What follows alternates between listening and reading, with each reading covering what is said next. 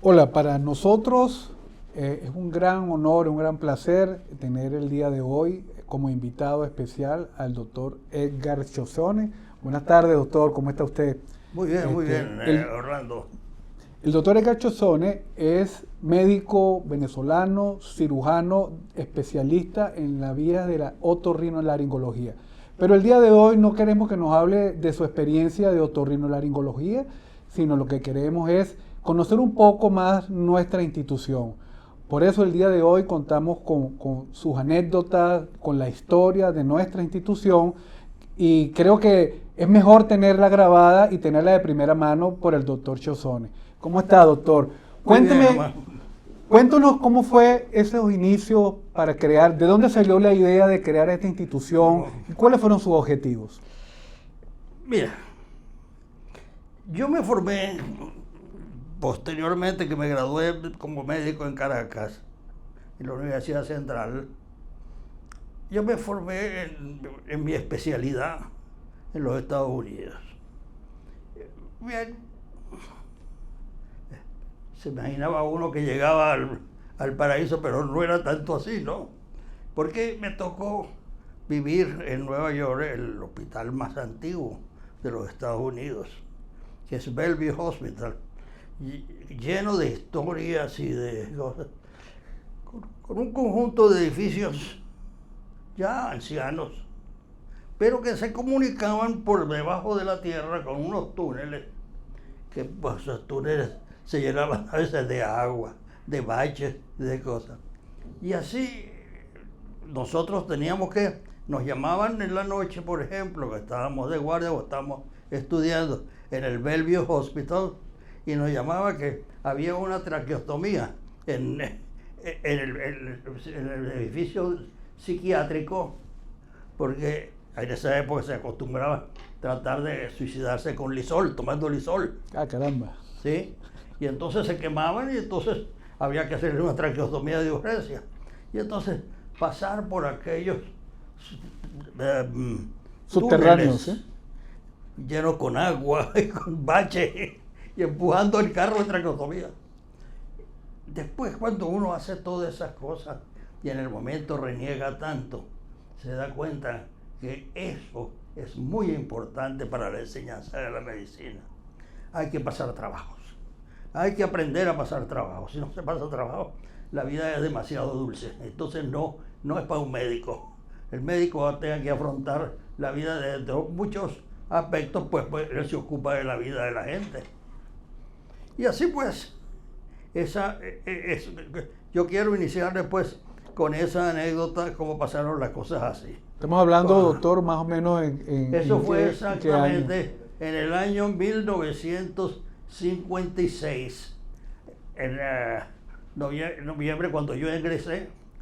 Después hice toda mi residencia de 3 años en Bellevue Hospital, en el departamento, pero yo quería ocuparme del oído, porque yo veía que el oído, pues sí, habían habido cosas muy importantes. Los antibióticos trajeron como punto importantísimo que se curaban las infecciones. Pero ¿qué pasaba con el órgano, la audición? ¿Cómo iba? Entonces tomé la decisión, estaba muy joven, tomé la decisión, me voy a dedicar al oído. Porque esto pues va de una forma distinta. Viendo todo cuando regresé ya a Caracas en el año 1959, sí, exactamente 59, resulta que veo que las cosas siguen como Por atrás, inercia, por porque inercia. por inercia siguen y no pasa nada. Entonces uno siempre tiene la tendencia en esos casos de decir, voy a pedir ayuda. ¿Cuál es la ayuda que tiene un hospital público? La ayuda tiene que ser del Estado, porque no hay otra posibilidad. Claro. Y el Estado, te guste o no, tiene que ocuparse fundamentalmente de los puntos fundamentales. Los niños enfermos con diarreas, los problemas pues, respiratorios, todos esos problemas tienes que afrontarlos primero antes de unas especialidades que ya pues, son muy importantes para el ser humano, porque es la comunicación, la audición es la comunicación. Empezamos a luchar en esos tiempos. ¿Cómo hacemos para mejorar todo? Veíamos que, bueno, pasaban cosas en el mundo, pero que nosotros no arrancábamos bien con eso. Y estamos hablando de que así era en todas las áreas de la medicina en ese momento, ¿no? Sí, así eran las áreas. Okay. Estamos hablando ya post-dictadura, o finalizando la dictadura de Pérez Jiménez. De Pérez Jiménez, sí.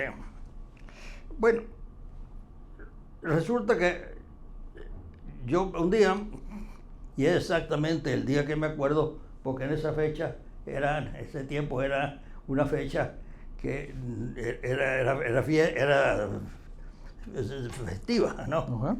Como era el día de San José, el día de San José, que era el 19 de marzo, y eso era el año 1963. Estaba yo en mi casa, no había día de trabajo, día festivo, y me llama mi cuñado, el doctor Francisco Querdel Vega, dermatólogo con una gran trayectoria que tuvo en el país, ya fallecido, pues. Y entonces me dice, mira Edgar, ¿por qué no vamos a hablar con la Universidad Católica? A ver cómo se podría crear una facultad de medicina. O sea, lo más importante que pasó en ese momento es que hablamos de facultad de medicina. Y esa fue la meta que siguió y que sigue para mí. Entonces, me dice, ¿por qué no vamos a hablar con el rector de la Universidad Católica, el padre Goicoechea? Y le proponemos esto, que por qué no crean ellos una escuela de medicina para llevarlos a unos niveles de investigación y de toda la forma de clínica, de atención al paciente, etcétera, que cambie y se adapte a las cosas más modernas que hay. Bueno, hablamos, el padre nos dijo que la universidad desearía muchísimo tener una facultad de medicina, pero tenía que tener un hospital, porque sin un hospital no podía haber facultad de medicina. Bueno, salimos de allí y cuando yo, eso está situado allá en la esquina de Jesuitas, allá en el centro de Caracas, la Universidad Andrés Bello.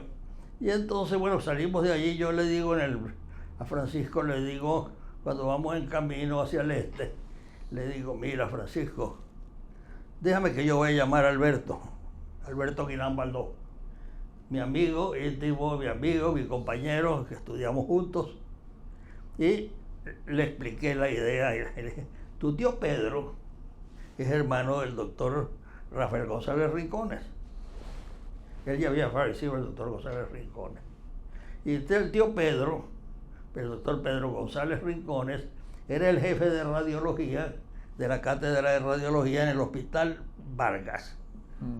Bueno, yo conocía al otro, él lo llamaba tío Pedro y por supuesto nosotros también, inclusive los alumnos lo llamábamos tío Pedro. Bueno, y así me dieron por ahí y le dije, voy a llamar a Alberto Guinán. Alberto vino, Alberto me habló y entonces quedamos que él iba a hablar con el tío Pedro, hermano de González Rincones, que eran los propietarios de todo este terreno que está acá y de la hacienda que va para arriba. Esto era una hacienda en un principio. Era una hacienda. Sí, porque antes uno decía, venía para acá, era como irse fuera de Caracas y ir al interior del país. Claro, claro, sí, era una hacienda antes de esto.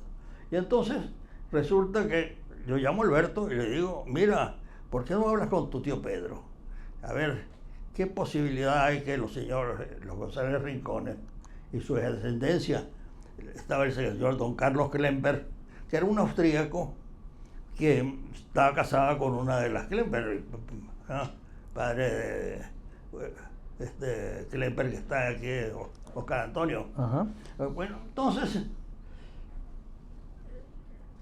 las cosas se quedaron así como esperando a ver, vamos a ver qué dice el tío Pedro. Me llama Alberto Aguilar una tarde, me habían pasado 15 días nomás, ¿no? Y pasaron 15 días, me llama Alberto y me dice, donaron el terreno. ¡Ay! ¡Qué emoción! Eso fue una gran emoción. Nos donaron la tierra. Porque si tú no tienes la tierra, tienes el hospital, ¿dónde lo vas a poner? Claro, claro. La tierra es la base fundamental, porque esa es la semilla. Ahí se va a sembrar la semilla. Y pusimos una semilla y creció todo esto. Claro, era curioso porque yo me pongo en el lugar, ¿no? Vienen 3 jóvenes ahí, mire, que queremos hacer una facultad de medicina, porque aquí ya existía la facultad de medicina, pero en un medio privado era una apuesta muy alta. Muy alta. Muy alta, ¿sí? Y creíamos que podía ser difícil, pero dijimos, no, vamos a darle. Bueno, cuando Alberto me dice, mira, me llamó el tío Pedro y que sí, que los señores González Rincón están dispuestos a donar la tierra sobre la avenida esta que va para allá, con toda esta tierra aquí arriba. Bueno, nosotros nos íbamos casi desmayando el susto. ¿Qué vamos a poner en la tierra? Sí, ¿ahora qué hacemos? ¿Ahora qué hacemos? Sí, ahora, ¿Cómo construimos? ¿Y los reales? ¿Dónde están los reales para hacer esto? Resulta que Francisco dice, oye, ¿por qué no hablamos con don Eugenio Mendoza? Don Eugenio Mendoza en ese momento, pues era uno de los hombres de la industria en Venezuela más importante que había. Entonces, digo, bueno, le pedimos una audiencia, una hablar con él. Llegamos allá con don Eugenio y le planteamos la cosa del hospital. Le dirá, esto están locos totalmente. Con esta cosa. Pero como él era un hombre de mucho empuje, no desoyó lo que le dijimos. Y dijo, miren, podría haber el terreno, porque ustedes dicen que les donaron ya el terreno. ¿Sí? Digo, sí, cómo no, Eugenio. Vinimos un sábado, aquí, entramos por la vía donde está Procter & Gamble, y entramos y caímos aquí para un montecito que había allí, ponía una foto, por cierto, muy grande, donde estamos parados en el montecito eso para poder ver todo este terreno. Y le digo, eso está ahí. Ahora se necesita de real. ¿Cómo se hace esto? Bueno, yo siempre dije, Francisco, nosotros somos médicos.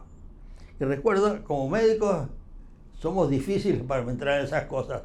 Se necesita aquí sumar a esta gente. Claro. Gente de empresas que saben manejar dinero y que saben manejar obras que se realicen, que vayan adelante en ese sentido.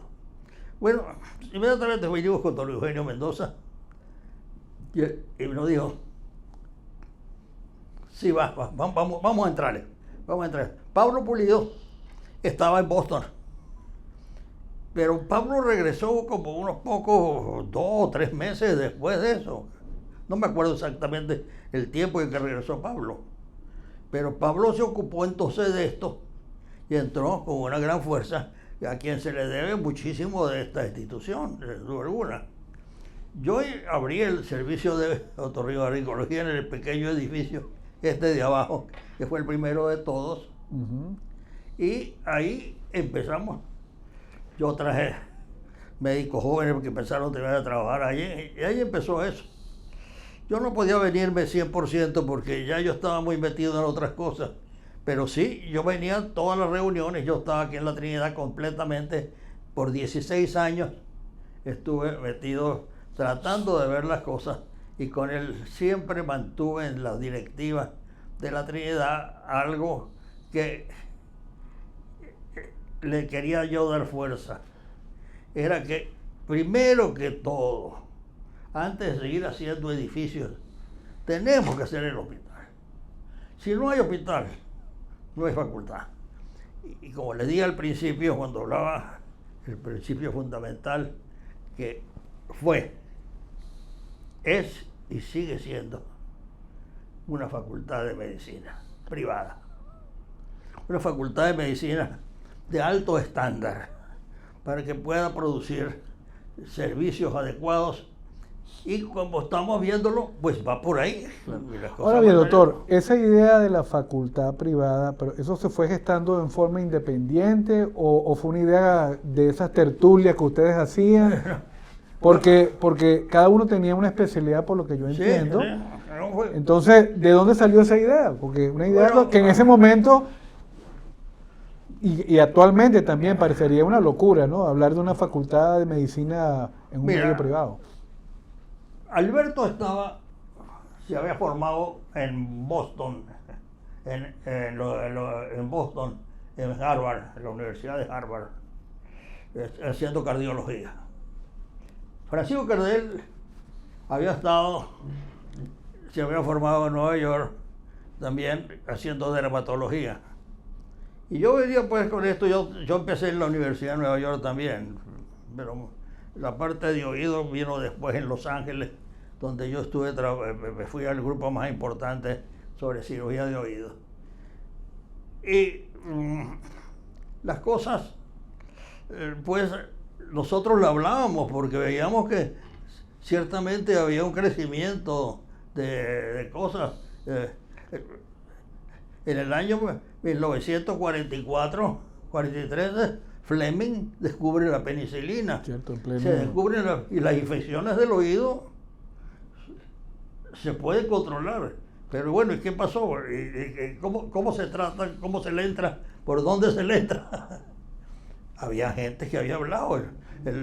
La primera mastectomía simple se había ya realizado en el año 1883 por el doctor Schwarzen en Alemania.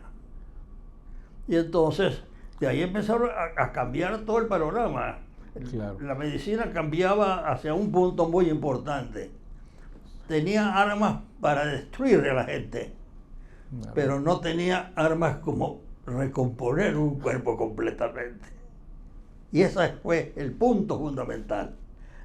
Si no tenemos, podemos parar. Un niño le da la infección, toma una meningitis, pero lo podemos tratar porque tenemos hoy en día medios. Pero los daños que causó la meningitis, si no hay un hospital, si no hay instituciones que puedan prestar el servicio hacia una medicina moderna que realmente pueda reconstruir, Claro. Y esa estructura de la facultad que ustedes vieron en ese momento, ¿eso fue implementado, ayudado, organizado por quien, de los centros donde ustedes se habían entrenado, que vinieron a apoyarlo, o de dónde salió? No, mira, se hubo mucho contacto de apoyo. Yo me recuerdo que una vez yo había ido a una reunión, que yo estaba en Nueva York, y me llama Pablo Pulido, y me dice, mira, tú te podrías ir a Michigan, y también podrías ir un poquito a Chicago para ver unas cosas con Miller, quien hacía todos los muebles, ¿no? Ajá. Para el hospital y porque ellos vendían un hospital entero, ¿no? Entonces, y después también la Siemens en Europa. Nosotros salimos corriendo para Europa a hablar con toda esta gente. Nosotros hablamos para ver cómo se puede hacer el hospital. Pero yo siempre decía, mientras sigamos haciendo edificios, no va a ser posible que nosotros tengamos un hospital, porque hay que concentrar el dinero en hospitales. Vino después ya, yo estuve 16 años en la Junta Directiva, pero después de eso ya, pues, yo no vine tantas veces para el hospital porque ya había yo puesto gente acá para que trabajara en esto. Y yo, pues, seguía adelante, siempre con la Trinidad. Y este árbol empezó a crecer y a crecer. Claro, claro. Eso debió ser una cosa muy loable, muy importante para usted. Ahora bien, ya con el terreno, ya con el dinero para hacer las instituciones y ya con la idea de la facultad en marcha, ¿cómo idearon ustedes, cómo hicieron para no caer en lo que son las instituciones privadas del resto de Venezuela, de ser una institución meramente asistencial. ¿Cómo hicieron para mantener esa dualidad educativa? ¿Cómo? Eso no era fácil, pero definitivamente yo veo ahora cómo la Trinidad tiene unos grupos de doctores jóvenes que están acá haciendo sus programas y casi todo. Esa es la base para empezar todo, ¿verdad? Eso no significa que esa es una universidad todavía. No, pero va a ser. Va a ser y esto tiene que seguir adelante. Lo más importante en este momento es que no se pierda esa meta. Es lo que creo yo. Y eso me lleva a la segunda pregunta. ¿Cómo ve la institución en este momento? O sea, ya no es la institución de 1963, en sus inicios. ¿Cómo lo está viendo ahorita, en pleno siglo XXI, en un país con serios problemas económicos, políticos? ¿Cómo la está observando usted desde afuera ahora? Yo lo veo muy claro. Si el país va a seguir, pues, sale adelante, no sé yo si sale adelante, ya eso sí no podemos nosotros entrar en esa conjetura. Pero hay una cosa que es muy importante, que la medicina tiene que seguir adelante y la medicina tiene que seguir triunfando. Y el objetivo de esta institución no debe perderse. Hoy en día más que nunca no debe perderse el objetivo fundamental, que es crear una facultad de medicina. ¿Por qué? Porque tú puedes tener un grupo de doctores enfermos. Yo tengo una fundación y yo tengo doctores que vienen y te pasan los cursos y todo. Pero eso, de ahí a tener una facultad, es distinto. Una facultad de medicina ya formada, privada. No es fácil hacerla, pero hay que darle duro para crearla, porque es lo único que la mantiene firme a través de los siglos, de los años y de los siglos. Claro. Mira, no hay ninguna facultad de medicina en el mundo de las grandes universidades que no se haya formado lentamente y haya ido creciendo, ¿no? Por eso yo creo que la base fundamental de todo es seguir adelante con esto. ¿Por qué teníamos esta idea nosotros? Tú lo preguntaste antes. Y insistíamos que tenía que ser la facultad. Porque, mira, Alberto de Villán se había formado en Harvard, Francisco Cardel se había formado en Nueva York, yo me formé en la Universidad de Nueva York y él fue en Los Ángeles, en el Instituto de Odontología más grande, más importante del mundo, en esa oportunidad para los años 60. Bueno, si eso surge, si eso se continúa llevando adelante, la idea como fue de origen, una facultad de medicina. ¿Qué quiere decir eso? Funciona en el hospital, pero tiene una directiva, tiene una formación como universidad. ¿Para qué?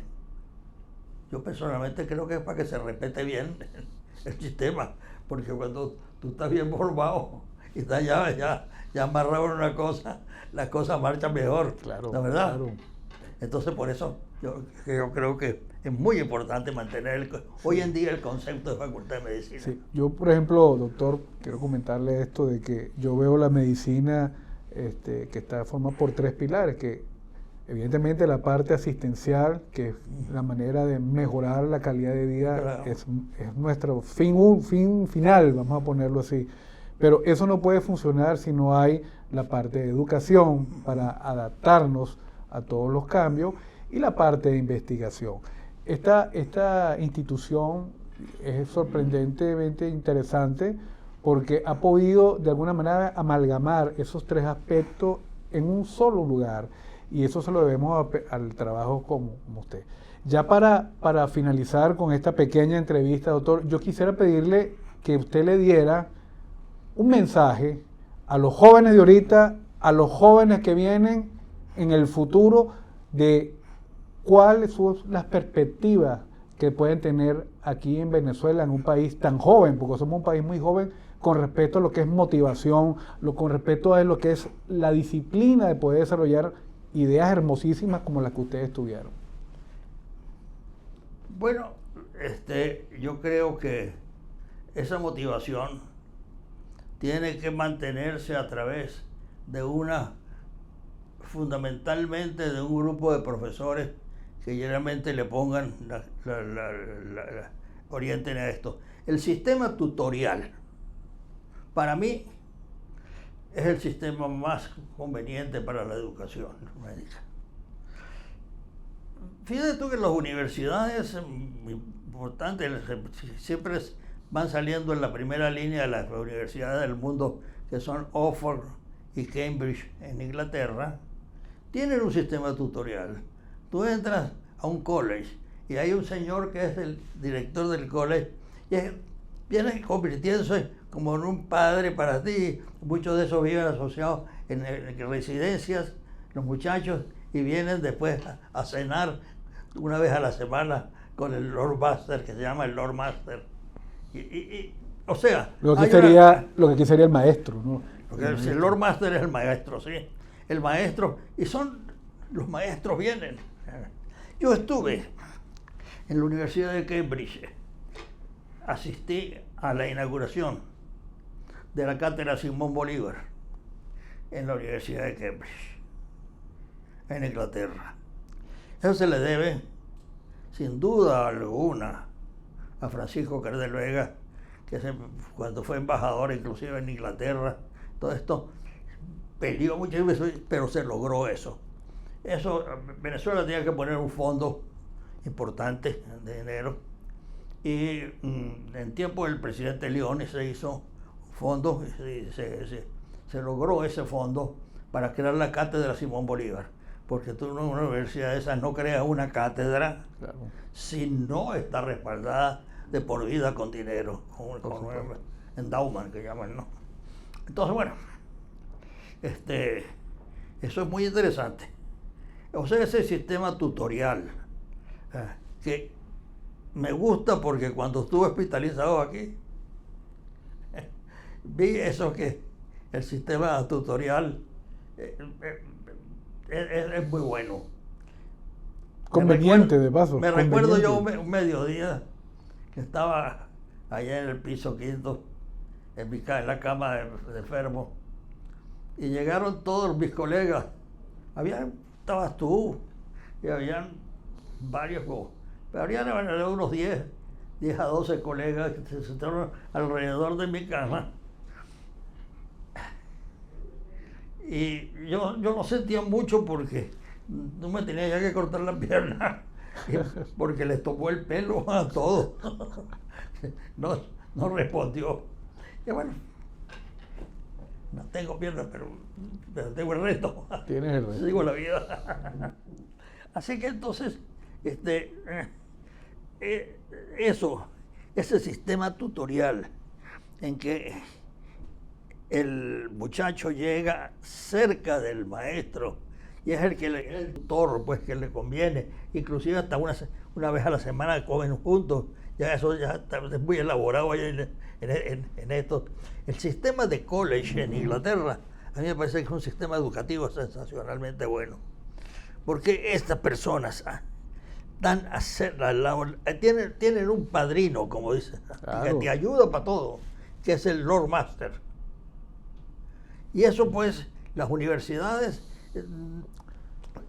nosotros seguimos más el ritmo norteamericano, ¿verdad?, que no tiene eso, pero a mí me creo que para nuestros medios el sistema tutorial es mucho más importante que seguir un sistema muy abierto, que todavía se necesita, pues, otros factores. Claro, el sistema americano es más tecnológico, sí. Más parcializado, pero...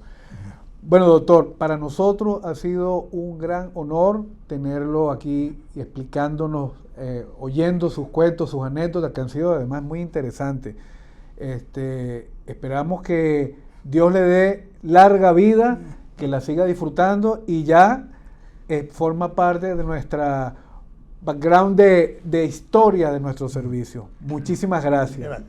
Te lo voy a decir en criollo, que me dé la ñapa.